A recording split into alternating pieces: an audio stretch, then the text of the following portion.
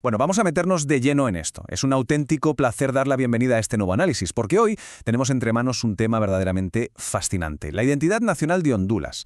Pero a ver, no vamos a abordarlo leyendo los típicos libros de texto, aburridos, para nada. Vamos a entender cómo esta nación se define a sí misma a través de su entorno natural. Es como si la propia geografía fuera un inmenso lienzo, y su biología, pues los colores vibrantes que le dan vida. Es una historia increíble, que mezcla mapas históricos, flores exóticas y unas criaturas majestuosas que literalmente han dado forma al alma de este país. Para estructurar un poco este recorrido, nos centraremos en 4 pilares. Primero, el mapa de Honduras. Segundo, el venado cola blanca. Pasaremos a nuestra flor nacional en tercer lugar y, para rematar, la majestuosa guara roja. Así que, venga, vamos a ello.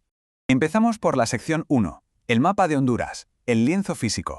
Y es que, claro, antes de poder hablar de plantas o animales representativos hay que entender el escenario, ¿verdad? Esta imagen ilustra de maravilla la base de la nación. Es la representación espacial de los 18 departamentos administrativos que componen la República de Honduras. Y fijémonos en la increíble cantidad de detalles topográficos. No es un simple entorno vacío, ¿qué va? Aquí están perfectamente capturadas las costas, las fronteras y todos los elementos de ese complejísimo relieve hondureño. Hablamos de sierras, montañas imponentes, valles, ríos, mesetas y colinas. E incluye, por supuesto, la huella humana, documentando desde las grandes ciudades hasta las aldeas, los caseríos más pequeños e incluso las zonas insulares. Es un tapiz geográfico espectacularmente denso. Y para poder meter toda esa locura de complejidad en un solo documento de forma funcional, se utiliza una escala muy específica, 1 a 500.000. Para ponerlo en perspectiva, esta proporción exacta permite representar a la nación entera con precisión milimétrica. Vamos, que va mucho más allá de ser una simple herramienta de navegación. Funciona como un documento con un valor histórico y geográfico absolutamente incuestionable, un registro exacto de la soberanía física del Estado. Pero el punto clave aquí es entender que este nivel de detalle no surgió por arte de magia. Observemos esta evolución de varias décadas. Todo empezó el 23 de enero de 1930, cuando se aprobó el mapa elaborado por el Dr. Jesús Aguilar Paz.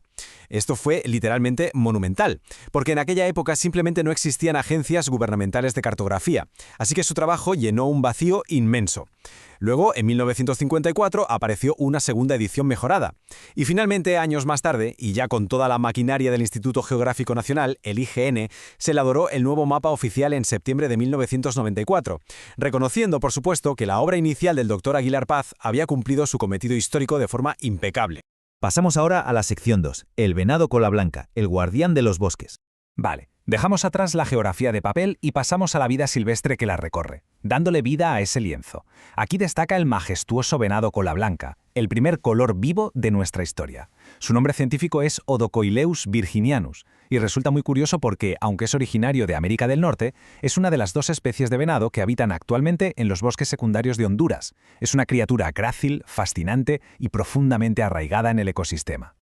Ahora bien, el contexto detrás del estatus de este animal tiene un trasfondo bastante urgente. Pertenece al orden de los artiodáctilos y a la familia de los cérvidos, y a diferencia de otros animales nocturnos, es muy activo durante el día. Y claro, esto lamentablemente lo convirtió en una de las especies más preciadas y buscadas por los cazadores. Por lo tanto, que fuera declarado animal nacional en junio de 1993 mediante el decreto 3693 no fue ni mucho menos un gesto romántico. Fue una medida legal absolutamente a la desesperada por parte del Congreso Nacional para frenar la depredación y protegerlo de la extinción definitiva. Lo que nos lleva a la sección 3, nuestra flor nacional, un giro hacia la autenticidad. Al pasar a la riqueza botánica, nos encontramos con una corrección histórica que resulta asombrosa. Es el momento en el que la nación decidió literalmente redefinir su identidad basándose en lo que de verdad crece en su tierra. El contraste es fascinante. Resulta que entre 1946 y 1969 la flor nacional de Honduras fue la rosa. Hermosísima, sí, pero el pequeño detalle es que no era una planta autóctona. Así que, en noviembre de 1969, el gobierno militar del general Osvaldo López Arellano tomó una decisión muy significativa: decretar el cambio y sustituir la rosa por la orquídea Brassavola digbiana, una planta verdaderamente nativa y abundante en el territorio. Las razones de este cambio quedaron inmortalizadas en el propio decreto, y merecen ser mencionadas tal cual. Se consideró que esta orquídea poseía excepcionales características de belleza, vigor y distinción. Y dan en el clavo totalmente, porque esta planta en particular, que prospera muchísimo en los bosques de zonas frías y húmedas del territorio, captura a la perfección esa resistencia de la nación. Se ganó su lugar entre los símbolos a pulso. Y así llegamos a la sección 4, la majestuosa guara roja, los colores de la historia. Para nuestro último símbolo, elevamos la mirada. Si el mapa era el lienzo y el venado los bosques, este magnífico pájaro es, sin ninguna duda, la representación visual definitiva de los colores del ecosistema hondureño. Hablamos del ara macao, declarado ave nacional en ese mismo decreto ejecutivo de 1969. Pertenece a la familia de los citácidos. Es un loro grande, súper bullicioso y conocido comúnmente como guacamayo. Pero lo que verdaderamente nos deja sin palabras es su plumaje. Predomina un rojo escarlata intenso, sí, pero la parte superior es amarilla y de repente las plumas mayores de las alas y la cola estallan en un azul vibrante espectacular, una paleta de colores simplemente increíble. Y atención a las proporciones, porque destaca una cifra brutal, 90. Esa es la longitud en centímetros que puede llegar a medir esta ave. Pero aquí viene el dato curioso que hace su silueta tan inconfundible. De esos 90 centímetros de largo, hasta 60 centímetros corresponden únicamente a su enorme y colorida cola, es decir, 2/3 de su cuerpo son plumas majestuosas, un diseño biológico extraordinario.